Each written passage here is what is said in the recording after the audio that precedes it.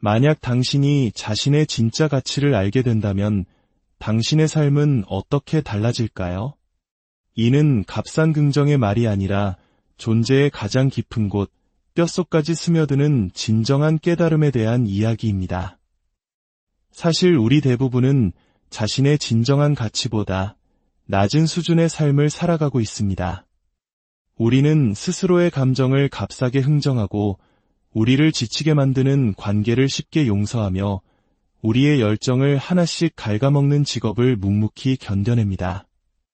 우리는 아주 작은 친절의 부스러기에도 만족하며 살아갑니다. 왜냐하면 우리 마음 깊은 곳에서는 스스로가 그 이상의 것을 받을 자격이 없다고 믿기 때문입니다. 분석 심리학의 아버지 칼 융은 우리에게 진부한 방식으로 자신을 사랑하라고 가르치지 않습니다. 그는 우리에게 무의식의 가장 깊은 층으로 파고들어 우리가 그토록 부정해왔던 자신의 그림자를 마주하고 마침내 온전한 자기 자신과 화해하라고 말합니다.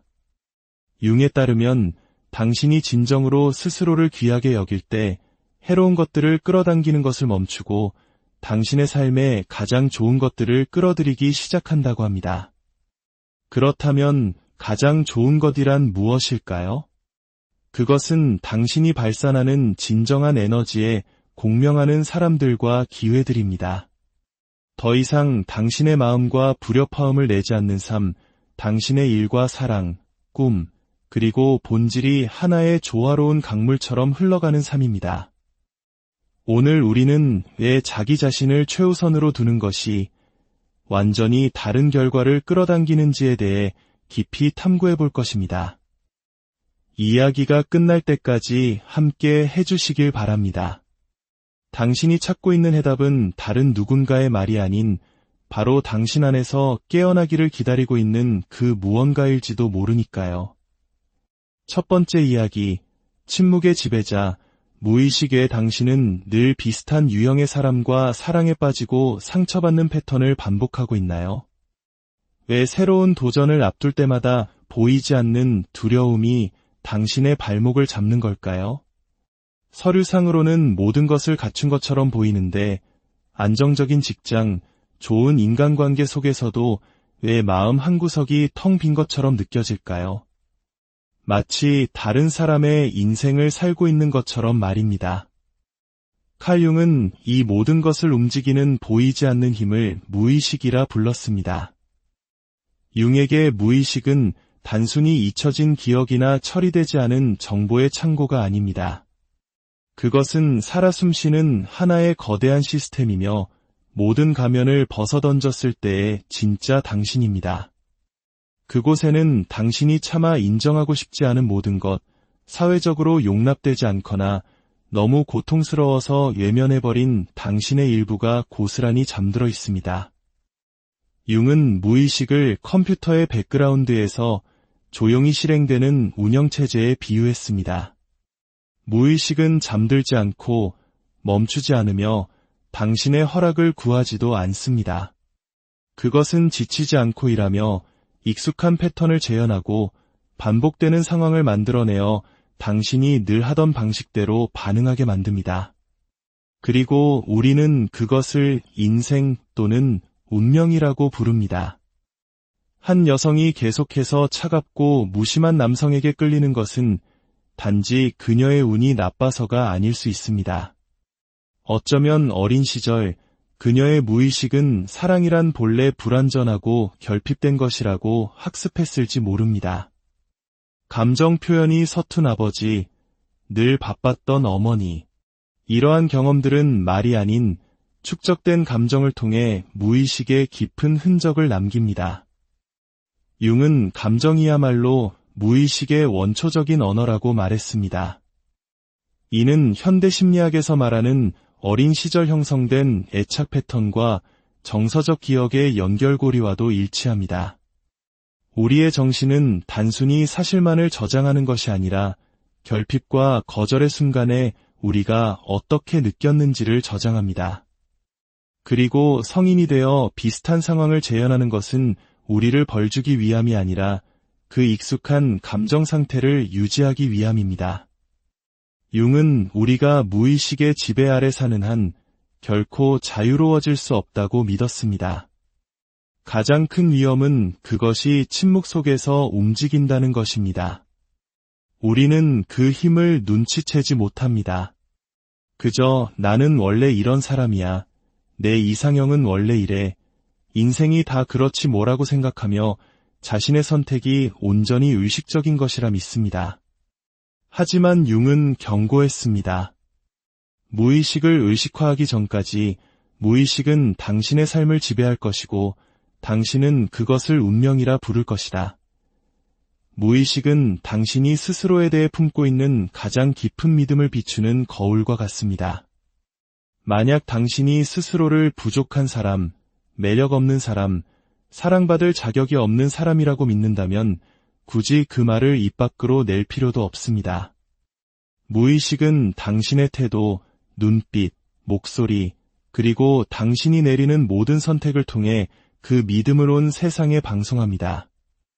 그리고 그 믿음과 일치하는 주파수를 가진 사람들과 상황들이 마치 자석처럼 당신에게 이끌려오게 됩니다. 지적이고 친절하며 많은 것을 갖춘 여성들이 유독 무례하고 이기적인 파트너를 반복적으로 만나는 경우를 종종 봅니다. 그들은 결코 그런 사람을 좋아하지 않습니다. 하지만 그들의 삶을 깊이 들여다보면 어린 시절 아버지가 어머니에게 폭언하는 모습을 매일같이 목격했던 상처가 무의식에 자리 잡고 있을 수 있습니다. 어린 아이에게 사랑은 인내와 침묵과 동일시되었던 것입니다. 그녀의 의식은 그런 사랑을 원치 않지만 그녀의 무의식은 조용히 그녀의 선택을 그 방향으로 이끌고 갑니다. 현대 정신분석학에서는 이를 반복 강박이라 부릅니다. 해결되지 않은 과거의 트라우마를 마치 결말을 다시 쓰려는 듯 무의식적으로 재현하려는 심리적 충동입니다. 하지만 역설적이게도 무슨 일이 일어나고 있는지 스스로 깨닫기 전까지는 상처를 치유하는 것이 아니라 고통을 재생산할 뿐입니다. 무의식은 단순히 인간관계에만 영향을 미치는 것이 아닙니다. 우리의 꿈, 감정, 직업 선택, 심지어 의학적으로 원인을 찾을 수 없는 신체적 고통까지도 지배합니다. 중요한 성공을 앞둘 때마다 니아비시니마 지쳐버리거나 거절의 말을 하는 것을 유독 힘들어하는 모습에서 우리는 무의식의 작용을 엿볼 수 있습니다. 이는 단순한 약점이 아니라 뿌리 깊은 믿음이 신체와 감정적 반사작용에까지 각인되었다는 무의식의 신호입니다. 융은 무의식이 논리적인 언어가 아닌 생생한 이미지, 강렬한 감정, 기이한 꿈과 같은 상징을 통해 우리와 소통한다고 보았습니다. 반복적으로 어딘가에 갇히거나 누군가에게 감시당하거나 닿을 수 없는 목표를 향해 끝없이 달려가는 꿈을 꾼다면 그것은 당신이 스스로 만든 내면의 감옥에 갇혀 살고 있다는 무의식의 외침일 수 있습니다. 이 상징들은 우리가 읽는 법을 배운다면 우리를 움직이는 진정한 동력이 무엇인지 알려주는 소중한 단서가 됩니다. 하지만 무의식은 우리의 적이 아닙니다. 문제는 단지 이것입니다. 당신이 그것의 작용을 알아차리지 못할 때 당신은 당신 자신의 꼭두각시가 되어버립니다. 융은 무의식을 숨겨진 신에 비유했습니다. 무시하면 파괴적인 힘이 되지만 인정하고 마주하면 빛의 원천이 된다고 말이죠. 마음을 하나의 집이라고 상상해 보십시오. 의식은 손님을 맞이하는 깔끔하고 정돈된 거실입니다. 하지만 그 아래에는 우리가 보고 싶지 않은 것들을 숨겨둔 지하실, 즉 무의식이 있습니다. 버림받은 느낌, 질투, 수치심, 억압된 욕망, 잊혀진 꿈들이 그곳에 있습니다. 칼 융은 우리에게 그 지하실을 파괴하라고 말하지 않았습니다. 대신 그곳으로 내려가 불을 켜고 그 안에 있는 것들과 친구가 되라고 했습니다. 두려움과 고통스러운 기억, 외면했던 욕망들을 빛으로 가져와 마주하라고 말입니다. 그럴 때만이 당신은 더 이상 스스로도 이해하지 못하는 자신의 일부에 의해 끌려다니는 삶을 멈추고 의식적으로 당신의 삶을 선택하기 시작합니다. 두 번째 이야기, 내 안의 어둠, 그림자. 모든 사람의 내면에는 숨기고 싶어하는 부분이 있습니다. 평범한 대화에서는 드러나지 않고 SNS에 올리는 사진 속에도 없으며 가장 가까운 사람에게조차 쉽게 인정하기 어려운 부분입니다. 친구의 성공에 대한 질투심일 수도 있고, 인정받지 못하는 것에 대한 들끓는 분노, 혹은 행복해 보이는 관계 속에서도 느끼는 지독한 외로움일 수도 있습니다. 칼 융은 이 부분을 그림자라고 불렀습니다. 모든 내면적 갈등의 깊은 뿌리입니다. 우리 대부분이 피하려고 애쓰는 곳, 고통, 수치심, 분노, 질투, 불안, 그리고 해결되지 않은 상처들이 거주하는 곳입니다. 우리가 유지하려는 세련된 이미지와 모순되기 때문에 인정하기를 거부하는 무의식의 영역입니다. 융에 따르면 그림자는 본질적으로 나쁜 것이 아닙니다. 그것은 단지 우리가 약하거나 부정적이거나 사회적 기준에 맞지 않는다고 판단하여 받아들이기를 거부한 자기 자신의 모든 측면의 집합체일 뿐입니다. 분노, 질투, 욕망, 이기심, 불안, 원망과 같은 감정들은 모두 어둠 속으로 밀려납니다. 그리고 그곳에서 그것들은 사라지지 않습니다. 단지 형태를 바꾸어 우리가 전혀 예상치 못한 방식으로 우리를 조종하기 위해 돌아올 뿐입니다. 우리가 그것을 부정할수록 그림자는 더욱 강해집니다. 융은 이렇게 경고했습니다. 모든 인간은 그림자를 지니고 있다. 그리고 개인의 의식적인 삶에서 그림자가 덜 통합될수록 그것은 더 검고 짙어진다. 그림자는 이성적인 마음으로는 통제할 수 없는 강렬한 반응을 통해 일상생활에 나타납니다. 사소한 비판 한마디에 평정심을 잃고 다른 사람의 성공에 위협을 느끼며 입으로는 괜찮아라고 말하지만 속은 씁쓸함으로 가득 찹니다. 이러한 감정들은 무작위로 나타나는 것이 아닙니다. 그것은 당신이 빛으로 가져오는 법을 몰라서 무의식의 깊은 곳으로 추방했던 그림자가 수면 위로 떠오르고 있다는 신호입니다. 어떤 사람들은 평생을 침착하고 올바른 사람으로 살다가 어느 순간 종종 충격적인 사건이나 상실 혹은 오랜 탈진 끝에 무너져 내립니다. 아이를 정성껏 키우던 어머니가 사소한 실수에 아이에게 버럭 소리를 지르고 순종적이던 아내가 어느 날 말없이 짐을 싸서 10년의 결혼 생활을 뒤로하고 떠나버립니다. 모범 사원이 회의 중에 상사의 평범한 말 한마디에 눈물을 터뜨립니다. 이러한 순간들은 흔히 감정 폭발이라고 치부되지만 융에게 이것은 당신이 너무 오랫동안 굳게 잠가두었던 문을 그림자가 부수고 나오는 순간입니다. 특히 한국 사회에서는 이러한 모습이 더욱 두드러지게 나타날 수 있습니다. 우리는 어릴 때부터 착한 아이, 모범적인 학생, 희생적인 부모가 되어야 한다는 압박 속에서 살아갑니다. 이러한 사회적 역할에 부합하기 위해 우리는 자신의 자연스러운 감정, 특히 분노나 이기심과 같은 부정적인 감정들을 억누르도록 배웁니다. 하지만 억압된 감정들은 사라지는 것이 아니라 내면에 한처럼 쌓여갑니다.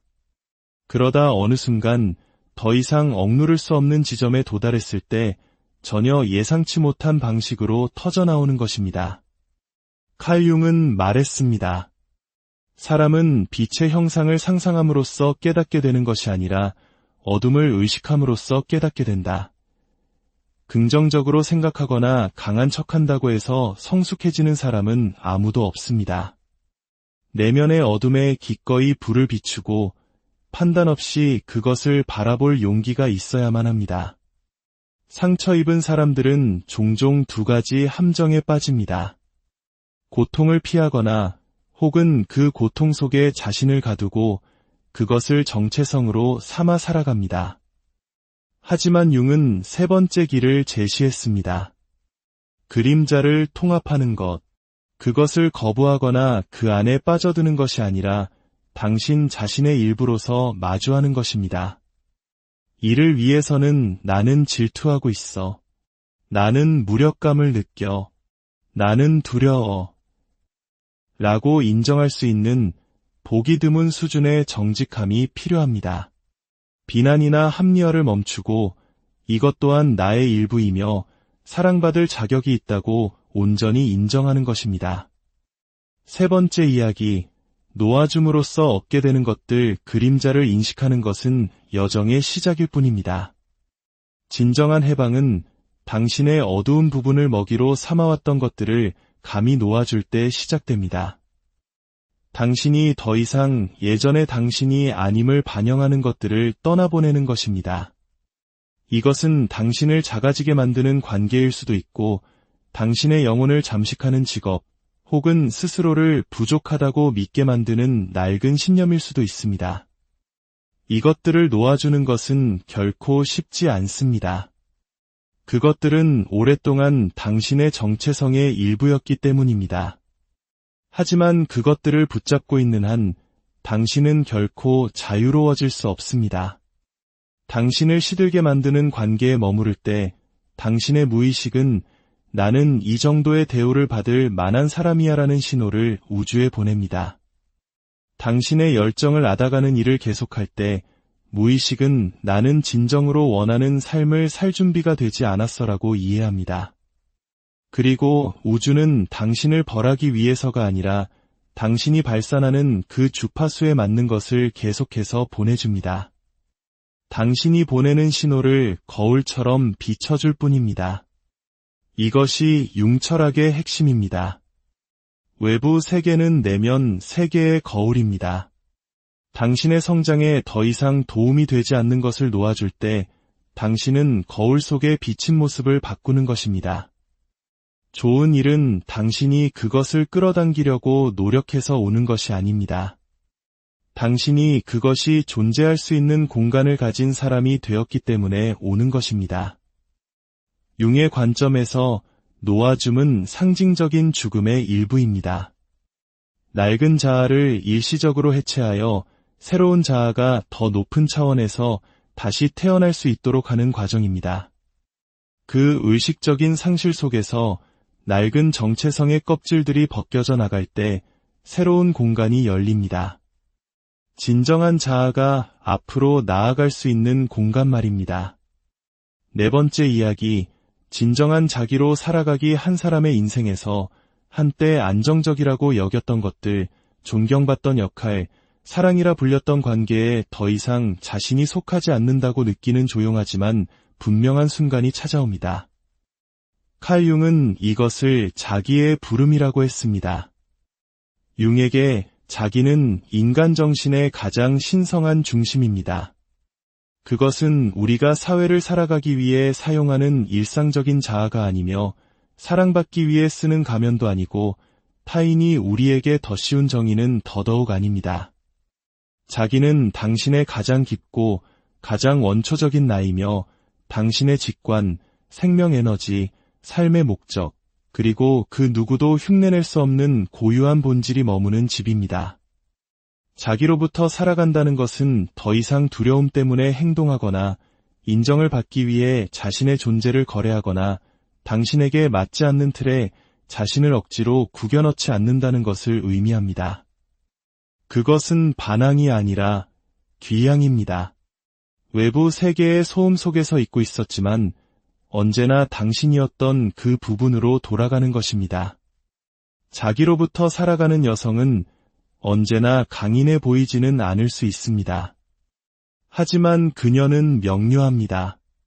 그녀의 눈빛, 걸음걸이, 그리고 자신의 영혼과 맞지 않는 것들에 대한 거절에서 그 명료함이 드러납니다.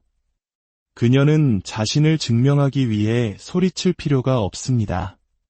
그녀의 조용한 존재감 자체가 하나의 강력한 자기장입니다. 융은 자기가 한 사람의 가장 강력한 중심이라고 믿었습니다. 당신이 그것과 조화를 이루며 살아갈 때 당신은 좋은 것을 쫓을 필요가 없습니다. 그것이 당신을 찾아옵니다. 왜일까요? 자기는 결핍의 신호가 아닌 온전함의 신호를, 버려질 것에 대한 두려움이 아닌 자기 안에 안전하게 머무는 평온함의 신호를, 가치 있는 존재가 되어야 한다는 강박이 아닌 나는 이미 충분하다는 진실의 주파수를 발산하기 때문입니다. 이 주파수는 당신 주변의 에너지를 재편성하여 당신의 진정한 본질과 공명하는 사람, 기회, 그리고 경험들을 끌어당깁니다. 하지만 자기로부터 살아가는 것은 쉽지 않습니다. 그곳에 도달하기 위해 당신은 두려움과 환상, 그리고 한때 당신 자신이라고 생각했던 것들을 통과해야 합니다. 어떤 관계, 역할, 편안함을 잃게 될 것입니다. 하지만 당신은 자기 자신을 되찾게 될 것입니다. 그리고 융에게 그것은 일생일대의 가장 큰 특권이었습니다. 일생일대의 특권은 진정한 자기 자신이 되는 것이다. 당신이 진정한 자기 자신으로 살아갈 때 더 이상 뒤처질까 봐 두려워서 행동하는 것이 아니라, 인정을 구하기 위해 선택하는 것이 아니라, 내면의 무언가가 그것이 옳다고 알기 때문에 행동할 때 당신은 기이한 현상을 목격하게 됩니다. 필요한 것들이 적절한 때에 나타나고, 만나야 할 사람들이 마치 계획된 것처럼 당신의 길을 스쳐 지나가며, 무작위처럼 보였던 기회들이 당신을 곧장 당신의 본질로 이끌어줍니다. 융은 이것을 동시성, 즉 의미 있는 우연의 일치라고 불렀습니다. 당신이 자신과 조화를 이루며 살아갈 때 예부 세계는 당신의 내면적 진실을 반영하기 위해 스스로를 재배열하기 시작합니다. 이러한 상태에서 당신은 더 이상 무언가를 찾아 헤매지 않습니다. 당신은 끌어당깁니다. 억지 노력을 통해서가 아니라 공명을 통해서 말입니다. 당신과 삶은 마치 완벽한 화음을 이루는 두 개의 멜로디처럼 강요 없이 같은 주파수 위에서 작동합니다. 진정한 자기로부터 살아간다는 것은 더 많은 것을 해야 한다는 의미가 아닙니다. 오히려 당신이 아닌 것을 벗어던져야 한다는 의미입니다. 조금 덜 연기하고, 조금 덜 애쓰고, 조금 덜 맞추려고 노력하는 것입니다. 그렇게 할 때마다 당신의 일부가 해방됩니다. 조금씩 당신은 허락 없이도 온전히 당신 자신으로 존재하기 시작합니다. 당신은 사랑받기 위해, 선택받기 위해, 가치 있는 삶을 살기 위해 다른 누군가가 될 필요가 없습니다. 당신은 단지 온전한 당신 자신에게로 돌아오기만 하면 됩니다. 그것이 바로 가장 강력한 매력의 원천입니다. 당신의 외모도 능력도 아닌 당신 안에 살아 숨쉬는 진실 말입니다. 이야기가 당신의 마음에 깊은 울림을 주었다면 좋아요와 구독으로 저희의 여정에 빛을 더해주세요. 당신의 작은 손길이 어둠 속에서 길을 찾는 또 다른 누군가에게 따뜻한 등불이 될 수 있습니다. 치유의 여정 전체는 더 나은 사람이 되는 것이 아니라 당신이 아닌 모든 것을 벗어던지는 과정이라는 융의 말을 기억하십시오. 마치 돌 속에 이미 완성된 조각상처럼 당신은 아무것도 더할 필요가 없습니다. 그저 불필요한 층들을 깎아내기만 하면 됩니다. 이것은 하룻밤의 여정이 아닙니다. 수년간의 조용한 관찰과 감정의 오르내림이 필요할지도 모릅니다. 하지만 포기하지 마십시오. 당신이 걷어내는 거짓된 껍질 하나하나 뒤에는 자유로워지는 당신 자신의 일부가 있습니다. 당신 본연의 모습으로 살아갈 때 당신은 그 자체로 빛이 됩니다. 그리고 세상은 만약 당신이 자신의 진짜 가치를 알게 된다면 당신의 삶은 어떻게 달라질까요? 이는 값싼 긍정의 말이 아니라 존재의 가장 깊은 곳, 뼛속까지 스며드는 진정한 깨달음에 대한 이야기입니다. 사실 우리 대부분은 자신의 진정한 가치보다 낮은 수준의 삶을 살아가고 있습니다. 우리는 스스로의 감정을 값싸게 흥정하고 우리를 지치게 만드는 관계를 쉽게 용서하며 우리의 열정을 하나씩 갉아먹는 직업을 묵묵히 견뎌냅니다. 우리는 아주 작은 친절의 부스러기에도 만족하며 살아갑니다. 왜냐하면 우리 마음 깊은 곳에서는 스스로가 그 이상의 것을 받을 자격이 없다고 믿기 때문입니다. 분석 심리학의 아버지 칼 융은 우리에게 진부한 방식으로 자신을 사랑하라고 가르치지 않습니다. 그는 우리에게 무의식의 가장 깊은 층으로 파고들어 우리가 그토록 부정해왔던 자신의 그림자를 마주하고 마침내 온전한 자기 자신과 화해하라고 말합니다. 융에 따르면 당신이 진정으로 스스로를 귀하게 여길 때 해로운 것들을 끌어당기는 것을 멈추고 당신의 삶에 가장 좋은 것들을 끌어들이기 시작한다고 합니다. 그렇다면 가장 좋은 것이란 무엇일까요? 그것은 당신이 발산하는 진정한 에너지에 공명하는 사람들과 기회들입니다. 더 이상 당신의 마음과 불협화음을 내지 않는 삶, 당신의 일과 사랑, 꿈, 그리고 본질이 하나의 조화로운 강물처럼 흘러가는 삶입니다.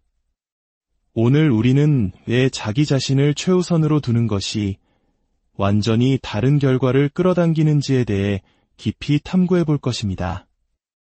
이야기가 끝날 때까지 함께 해주시길 바랍니다. 당신이 찾고 있는 해답은 다른 누군가의 말이 아닌 바로 당신 안에서 깨어나기를 기다리고 있는 그 무언가일지도 모르니까요. 첫 번째 이야기, 침묵의 지배자. 무의식의 당신은 늘 비슷한 유형의 사람과 사랑에 빠지고 상처받는 패턴을 반복하고 있나요? 왜 새로운 도전을 앞둘 때마다 보이지 않는 두려움이 당신의 발목을 잡는 걸까요? 서류상으로는 모든 것을 갖춘 것처럼 보이는데 안정적인 직장, 좋은 인간관계 속에서도 왜 마음 한구석이 텅 빈 것처럼 느껴질까요? 마치 다른 사람의 인생을 살고 있는 것처럼 말입니다. 칼 융은 이 모든 것을 움직이는 보이지 않는 힘을 무의식이라 불렀습니다. 융에게 무의식은 단순히 잊혀진 기억이나 처리되지 않은 정보의 창고가 아닙니다. 그것은 살아 숨쉬는 하나의 거대한 시스템이며 모든 가면을 벗어던졌을 때의 진짜 당신입니다. 그곳에는 당신이 차마 인정하고 싶지 않은 모든 것, 사회적으로 용납되지 않거나 너무 고통스러워서 외면해버린 당신의 일부가 고스란히 잠들어 있습니다. 융은 무의식을 컴퓨터의 백그라운드에서 조용히 실행되는 운영체제에 비유했습니다. 무의식은 잠들지 않고 멈추지 않으며 당신의 허락을 구하지도 않습니다. 그것은 지치지 않고 일하며 익숙한 패턴을 재현하고 반복되는 상황을 만들어내어 당신이 늘 하던 방식대로 반응하게 만듭니다. 그리고 우리는 그것을 인생 또는 운명이라고 부릅니다. 한 여성이 계속해서 차갑고 무심한 남성에게 끌리는 것은 단지 그녀의 운이 나빠서가 아닐 수 있습니다. 어쩌면 어린 시절 그녀의 무의식은 사랑이란 본래 불완전하고 결핍된 것이라고 학습했을지 모릅니다. 감정 표현이 서툰 아버지, 늘 바빴던 어머니. 이러한 경험들은 말이 아닌 축적된 감정을 통해 무의식의 깊은 흔적을 남깁니다. 융은 감정이야말로 무의식의 원초적인 언어라고 말했습니다. 이는 현대 심리학에서 말하는 어린 시절 형성된 애착 패턴과 정서적 기억의 연결고리와도 일치합니다. 우리의 정신은 단순히 사실만을 저장하는 것이 아니라 결핍과 거절의 순간에 우리가 어떻게 느꼈는지를 저장합니다. 그리고 성인이 되어 비슷한 상황을 재현하는 것은 우리를 벌주기 위함이 아니라 그 익숙한 감정 상태를 유지하기 위함입니다. 융은 우리가 무의식의 지배 아래 사는 한 결코 자유로워질 수 없다고 믿었습니다. 가장 큰 위험은 그것이 침묵 속에서 움직인다는 것입니다. 우리는 그 힘을 눈치채지 못합니다. 그저 나는 원래 이런 사람이야. 내 이상형은 원래 이래. 인생이 다 그렇지 뭐라고 생각하며 자신의 선택이 온전히 의식적인 것이라 믿습니다. 하지만 융은 경고했습니다. 무의식을 의식화하기 전까지 무의식은 당신의 삶을 지배할 것이고 당신은 그것을 운명이라 부를 것이다. 무의식은 당신이 스스로에 대해 품고 있는 가장 깊은 믿음을 비추는 거울과 같습니다. 만약 당신이 스스로를 부족한 사람, 매력 없는 사람, 사랑받을 자격이 없는 사람이라고 믿는다면 굳이 그 말을 입 밖으로 낼 필요도 없습니다. 무의식은 당신의 태도, 눈빛, 목소리, 그리고 당신이 내리는 모든 선택을 통해 그 믿음을 온 세상에 방송합니다. 그리고 그 믿음과 일치하는 주파수를 가진 사람들과 상황들이 마치 자석처럼 당신에게 이끌려오게 됩니다. 지적이고 친절하며 많은 것을 갖춘 여성들이 유독 무례하고 이기적인 파트너를 반복적으로 만나는 경우를 종종 봅니다. 그들은 결코 그런 사람을 좋아하지 않습니다. 하지만 그들의 삶을 깊이 들여다보면 어린 시절 아버지가 어머니에게 폭언하는 모습을 매일같이 목격했던 상처가 무의식에 자리 잡고 있을 수 있습니다. 어린 아이에게 사랑은 인내와 침묵과 동일시되었던 것입니다. 그녀의 의식은 그런 사랑을 원치 않지만 그녀의 무의식은 조용히 그녀의 선택을 그 방향으로 이끌고 갑니다.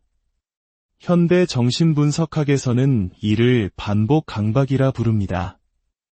해결되지 않은 과거의 트라우마를 마치 결말을 다시 쓰려는 듯 무의식적으로 재현하려는 심리적 충동입니다. 하지만 역설적이게도 무슨 일이 일어나고 있는지 스스로 깨닫기 전까지는 상처를 치유하는 것이 아니라 고통을 재생산할 뿐입니다. 무의식은 단순히 인간관계에만 영향을 미치는 것이 아닙니다. 우리의 꿈, 감정, 직업 선택, 심지어 의학적으로 원인을 찾을 수 없는 신체적 고통까지도 지배합니다. 중요한 성공을 앞둘 때마다 니아비시니마 지쳐버리거나 거절의 말을 하는 것을 유독 힘들어하는 모습에서 우리는 무의식의 작용을 엿볼 수 있습니다. 이는 단순한 약점이 아니라 뿌리 깊은 믿음이 신체와 감정적 반사작용에까지 각인되었다는 무의식의 신호입니다. 융은 무의식이 논리적인 언어가 아닌 생생한 이미지, 강렬한 감정, 기이한 꿈과 같은 상징을 통해 우리와 소통한다고 보았습니다. 반복적으로 어딘가에 갇히거나 누군가에게 감시당하거나 닿을 수 없는 목표를 향해 끝없이 달려가는 꿈을 꾼다면 그것은 당신이 스스로 만든 내면의 감옥에 갇혀 살고 있다는 무의식의 외침일 수 있습니다. 이 상징들은 우리가 읽는 법을 배운다면 우리를 움직이는 진정한 동력이 무엇인지 알려주는 소중한 단서가 됩니다. 하지만 무의식은 우리의 적이 아닙니다. 문제는 단지 이것입니다. 당신이 그것의 작용을 알아차리지 못할 때 당신은 당신 자신의 꼭두각시가 되어버립니다. 융은 무의식을 숨겨진 신에 비유했습니다. 무시하면 파괴적인 힘이 되지만 인정하고 마주하면 빛의 원천이 된다고 말이죠. 마음을 하나의 집이라고 상상해 보십시오. 의식은 손님을 맞이하는 깔끔하고 정돈된 거실입니다. 하지만 그 아래에는 우리가 보고 싶지 않은 것들을 숨겨둔 지하실, 즉 무의식이 있습니다. 버림받은 느낌, 질투, 수치심, 억압된 욕망, 잊혀진 꿈들이 그곳에 있습니다. 칼 융은 우리에게 그 지하실을 파괴하라고 말하지 않았습니다. 대신 그곳으로 내려가 불을 켜고 그 안에 있는 것들과 친구가 되라고 했습니다. 두려움과 고통스러운 기억, 외면했던 욕망들을 빛으로 가져와 마주하라고 말입니다. 그럴 때만이 당신은 더 이상 스스로도 이해하지 못하는 자신의 일부에 의해 끌려다니는 삶을 멈추고 의식적으로 당신의 삶을 선택하기 시작합니다. 두 번째 이야기, 내 안의 어둠, 그림자. 모든 사람의 내면에는 숨기고 싶어하는 부분이 있습니다. 평범한 대화에서는 드러나지 않고 SNS에 올리는 사진 속에도 없으며 가장 가까운 사람에게조차 쉽게 인정하기 어려운 부분입니다. 친구의 성공에 대한 질투심일 수도 있고 인정받지 못하는 것에 대한 들끓는 분노, 혹은 행복해 보이는 관계 속에서도 느끼는 지독한 외로움일 수도 있습니다. 칼 융은 이 부분을 그림자라고 불렀습니다. 모든 내면적 갈등의 깊은 뿌리입니다. 우리 대부분이 피하려고 애쓰는 곳, 고통, 수치심, 분노, 질투, 불안, 그리고 해결되지 않은 상처들이 거주하는 곳입니다. 우리가 유지하려는 세련된 이미지와 모순되기 때문에 인정하기를 거부하는 무의식의 영역입니다. 융에 따르면 그림자는 본질적으로 나쁜 것이 아닙니다. 그것은 단지 우리가 약하거나 부정적이거나 사회적 기준에 맞지 않는다고 판단하여 받아들이기를 거부한 자기 자신의 모든 측면의 집합체일 뿐입니다. 분노, 질투, 욕망, 이기심, 불안, 원망과 같은 감정들은 모두 어둠 속으로 밀려납니다. 그리고 그곳에서 그것들은 사라지지 않습니다. 단지 형태를 바꾸어 우리가 전혀 예상치 못한 방식으로 우리를 조종하기 위해 돌아올 뿐입니다. 우리가 그것을 부정할수록 그림자는 더욱 강해집니다. 융은 이렇게 경고했습니다. 모든 인간은 그림자를 지니고 있다. 그리고 개인의 의식적인 삶에서 그림자가 덜 통합될수록 그것은 더 검고 짙어진다. 그림자는 이성적인 마음으로는 통제할 수 없는 강렬한 반응을 통해 일상생활에 나타납니다. 사소한 비판 한마디에 평정심을 잃고 다른 사람의 성공의 위협을 느끼며 입으로는 괜찮아라고 말하지만 속은 씁쓸함으로 가득 찹니다. 이러한 감정들은 무작위로 나타나는 것이 아닙니다. 그것은 당신이 빛으로 가져오는 법을 몰라서 무의식의 깊은 곳으로 추방했던 그림자가 수면 위로 떠오르고 있다는 신호입니다. 어떤 사람들은 평생을 침착하고 올바른 사람으로 살다가 어느 순간 종종 충격적인 사건이나 상실 혹은 오랜 탈진 끝에 무너져 내립니다. 아이를 정성껏 키우던 어머니가 사소한 실수에 아이에게 버럭 소리를 지르고 순종적이던 아내가 어느 날 말없이 짐을 싸서 10년의 결혼 생활을 뒤로하고 떠나버립니다. 모범 사원이 회의 중에 상사의 평범한 말 한마디에 눈물을 터뜨립니다. 이러한 순간들은 흔히 감정 폭발이라고 치부되지만 융에게 이것은 당신이 너무 오랫동안 굳게 잠가두었던 문을 그림자가 부수고 나오는 순간입니다. 특히 한국 사회에서는 이러한 모습이 더욱 두드러지게 나타날 수 있습니다. 우리는 어릴 때부터 착한 아이, 모범적인 학생, 희생적인 부모가 되어야 한다는 압박 속에서 살아갑니다. 이러한 사회적 역할에 부합하기 위해 우리는 자신의 자연스러운 감정, 특히 분노나 이기심과 같은 부정적인 감정들을 억누르도록 배웁니다. 하지만 억압된 감정들은 사라지는 것이 아니라 내면에 한처럼 쌓여갑니다. 그러다 어느 순간 더 이상 억누를 수 없는 지점에 도달했을 때 전혀 예상치 못한 방식으로 터져나오는 것입니다. 칼 융은 말했습니다. 사람은 빛의 형상을 상상함으로써 깨닫게 되는 것이 아니라 어둠을 의식함으로써 깨닫게 된다. 긍정적으로 생각하거나 강한 척한다고 해서 성숙해지는 사람은 아무도 없습니다. 내면의 어둠에 기꺼이 불을 비추고 판단 없이 그것을 바라볼 용기가 있어야만 합니다. 상처 입은 사람들은 종종 두 가지 함정에 빠집니다. 고통을 피하거나 혹은 그 고통 속에 자신을 가두고 그것을 정체성으로 삼아 살아갑니다. 하지만 융은 세 번째 길을 제시했습니다. 그림자를 통합하는 것. 그것을 거부하거나 그 안에 빠져드는 것이 아니라 당신 자신의 일부로서 마주하는 것입니다. 이를 위해서는 나는 질투하고 있어. 나는 무력감을 느껴. 나는 두려워. 라고 인정할 수 있는 보기 드문 수준의 정직함이 필요합니다. 비난이나 합리화를 멈추고 이것 또한 나의 일부이며 사랑받을 자격이 있다고 온전히 인정하는 것입니다. 세 번째 이야기, 놓아줌으로써 얻게 되는 것들, 그림자를 인식하는 것은 여정의 시작일 뿐입니다. 진정한 해방은 당신의 어두운 부분을 먹이로 삼아왔던 것들을 감히 놓아줄 때 시작됩니다.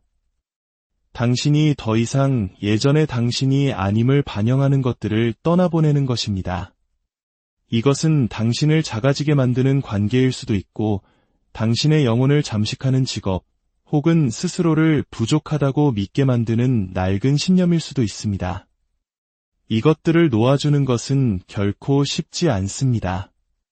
그것들은 오랫동안 당신의 정체성의 일부였기 때문입니다. 하지만 그것들을 붙잡고 있는 한 당신은 결코 자유로워질 수 없습니다. 당신을 시들게 만드는 관계에 머무를 때 당신의 무의식은 나는 이 정도의 대우를 받을 만한 사람이야라는 신호를 우주에 보냅니다. 당신의 열정을 앗아가는 일을 계속할 때 무의식은 나는 진정으로 원하는 삶을 살 준비가 되지 않았어라고 이해합니다. 그리고 우주는 당신을 벌하기 위해서가 아니라 당신이 발산하는 그 주파수에 맞는 것을 계속해서 보내줍니다. 당신이 보내는 신호를 거울처럼 비춰줄 뿐입니다. 이것이 융철학의 핵심입니다. 외부 세계는 내면 세계의 거울입니다. 당신의 성장에 더 이상 도움이 되지 않는 것을 놓아줄 때 당신은 거울 속의 비친 모습을 바꾸는 것입니다. 좋은 일은 당신이 그것을 끌어당기려고 노력해서 오는 것이 아닙니다. 당신이 그것이 존재할 수 있는 공간을 가진 사람이 되었기 때문에 오는 것입니다. 융의 관점에서 놓아줌은 상징적인 죽음의 일부입니다. 낡은 자아를 일시적으로 해체하여 새로운 자아가 더 높은 차원에서 다시 태어날 수 있도록 하는 과정입니다. 그 의식적인 상실 속에서 낡은 정체성의 껍질들이 벗겨져 나갈 때 새로운 공간이 열립니다. 진정한 자아가 앞으로 나아갈 수 있는 공간 말입니다. 네 번째 이야기, 진정한 자기로 살아가기. 한 사람의 인생에서 한때 안정적이라고 여겼던 것들, 존경받던 역할, 사랑이라 불렸던 관계에 더 이상 자신이 속하지 않는다고 느끼는 조용하지만 분명한 순간이 찾아옵니다. 칼 융은 이것을 자기의 부름이라고 했습니다. 융에게 자기는 인간 정신의 가장 신성한 중심입니다. 그것은 우리가 사회를 살아가기 위해 사용하는 일상적인 자아가 아니며 사랑받기 위해 쓰는 가면도 아니고 타인이 우리에게 더 씌운 정의는 더더욱 아닙니다.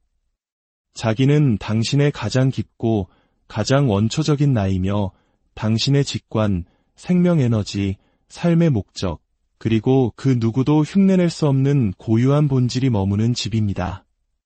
자기로부터 살아간다는 것은 더 이상 두려움 때문에 행동하거나 인정을 받기 위해 자신의 존재를 거래하거나 당신에게 맞지 않는 틀에 자신을 억지로 구겨 넣지 않는다는 것을 의미합니다.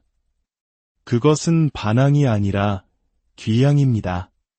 외부 세계의 소음 속에서 있고 있었지만 언제나 당신이었던 그 부분으로 돌아가는 것입니다. 자기로부터 살아가는 여성은 언제나 강인해 보이지는 않을 수 있습니다. 하지만 그녀는 명료합니다. 그녀의 눈빛, 걸음걸이, 그리고 자신의 영혼과 맞지 않는 것들에 대한 거절에서 그 명료함이 드러납니다.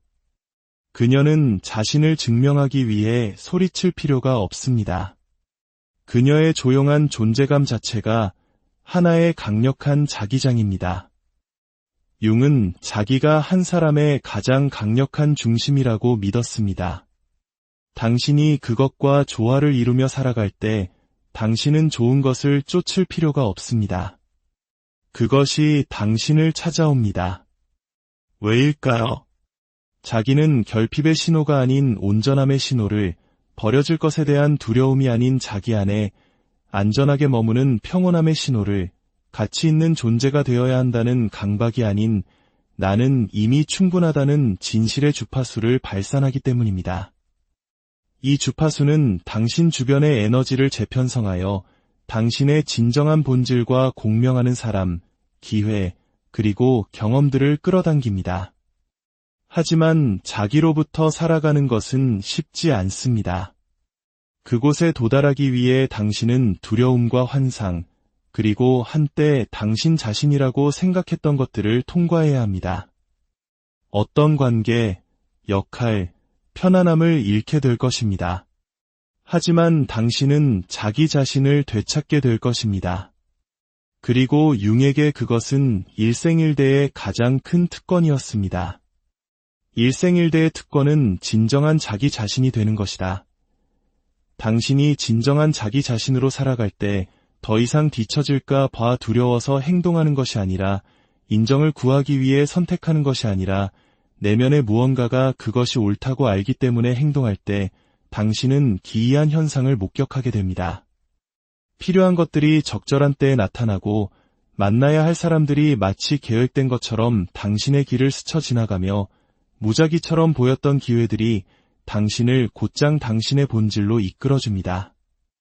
융은 이것을 동시성, 즉 의미 있는 우연의 일치라고 불렀습니다.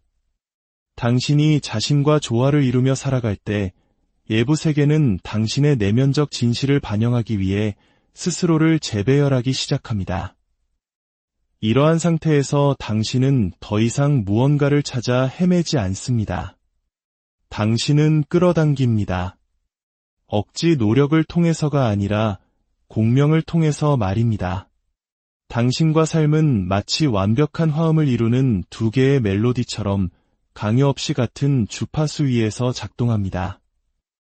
진정한 자기로부터 살아간다는 것은 더 많은 것을 해야 한다는 의미가 아닙니다. 오히려 당신이 아닌 것을 벗어던져야 한다는 의미입니다. 조금 덜 연기하고, 조금 덜 애쓰고, 조금 덜 맞추려고 노력하는 것입니다. 그렇게 할 때마다 당신의 일부가 해방됩니다.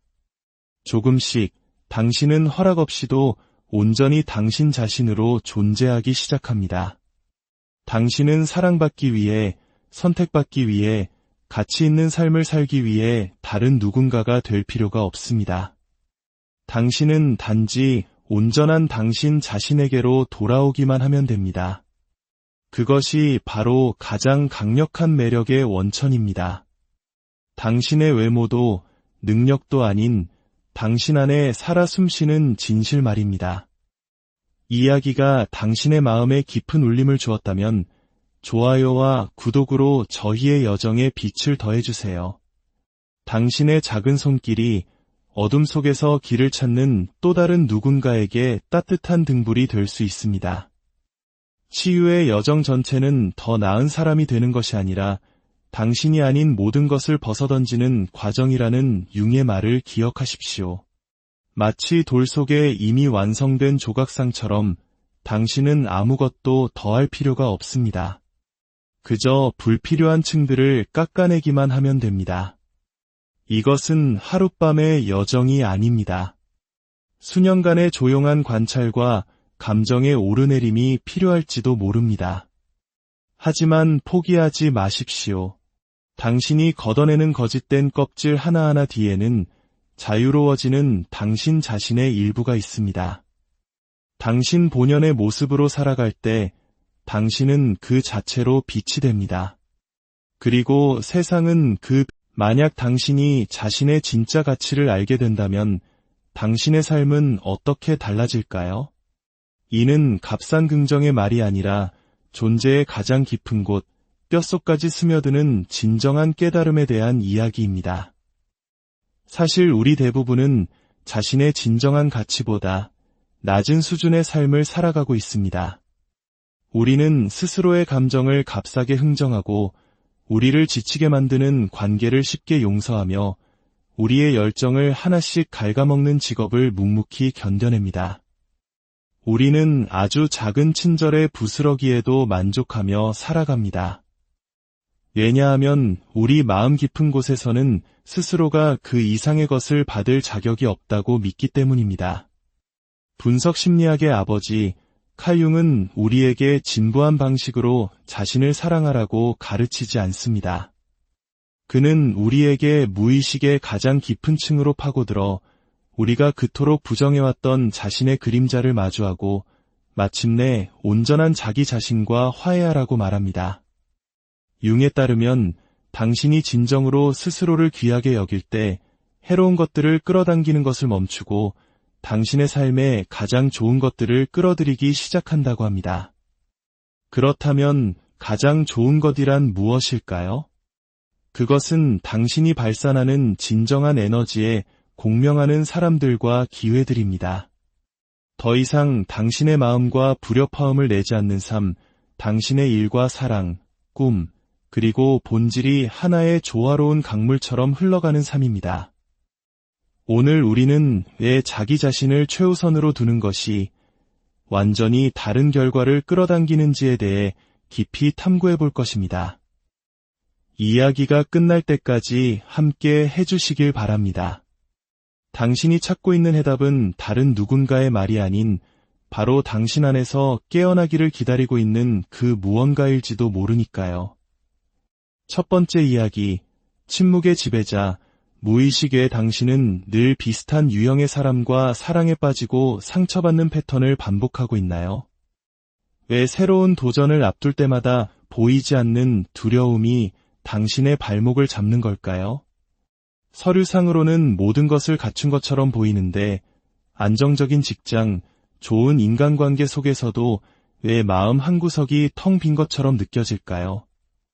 마치 다른 사람의 인생을 살고 있는 것처럼 말입니다. 칼 융은 이 모든 것을 움직이는 보이지 않는 힘을 무의식이라 불렀습니다. 융에게 무의식은 단순히 잊혀진 기억이나 처리되지 않은 정보의 창고가 아닙니다. 그것은 살아 숨쉬는 하나의 거대한 시스템이며 모든 가면을 벗어던졌을 때의 진짜 당신입니다. 그곳에는 당신이 차마 인정하고 싶지 않은 모든 것, 사회적으로 용납되지 않거나 너무 고통스러워서 외면해버린 당신의 일부가 고스란히 잠들어 있습니다. 융은 무의식을 컴퓨터의 백그라운드에서 조용히 실행되는 운영체제에 비유했습니다. 무의식은 잠들지 않고 멈추지 않으며 당신의 허락을 구하지도 않습니다. 그것은 지치지 않고 일하며 익숙한 패턴을 재현하고 반복되는 상황을 만들어내어 당신이 늘 하던 방식대로 반응하게 만듭니다. 그리고 우리는 그것을 인생 또는 운명이라고 부릅니다. 한 여성이 계속해서 차갑고 무심한 남성에게 끌리는 것은 단지 그녀의 운이 나빠서가 아닐 수 있습니다. 어쩌면 어린 시절 그녀의 무의식은 사랑이란 본래 불완전하고 결핍된 것이라고 학습했을지 모릅니다. 감정 표현이 서툰 아버지, 늘 바빴던 어머니, 이러한 경험들은 말이 아닌 축적된 감정을 통해 무의식의 깊은 흔적을 남깁니다. 융은 감정이야말로 무의식의 원초적인 언어라고 말했습니다. 이는 현대 심리학에서 말하는 어린 시절 형성된 애착 패턴과 정서적 기억의 연결고리와도 일치합니다. 우리의 정신은 단순히 사실만을 저장하는 것이 아니라 결핍과 거절의 순간에 우리가 어떻게 느꼈는지를 저장합니다. 그리고 성인이 되어 비슷한 상황을 재현하는 것은 우리를 벌주기 위함이 아니라 그 익숙한 감정 상태를 유지하기 위함입니다. 융은 우리가 무의식의 지배 아래 사는 한 결코 자유로워질 수 없다고 믿었습니다. 가장 큰 위험은 그것이 침묵 속에서 움직인다는 것입니다. 우리는 그 힘을 눈치채지 못합니다. 그저 나는 원래 이런 사람이야. 내 이상형은 원래 이래. 인생이 다 그렇지 뭐라고 생각하며 자신의 선택이 온전히 의식적인 것이라 믿습니다.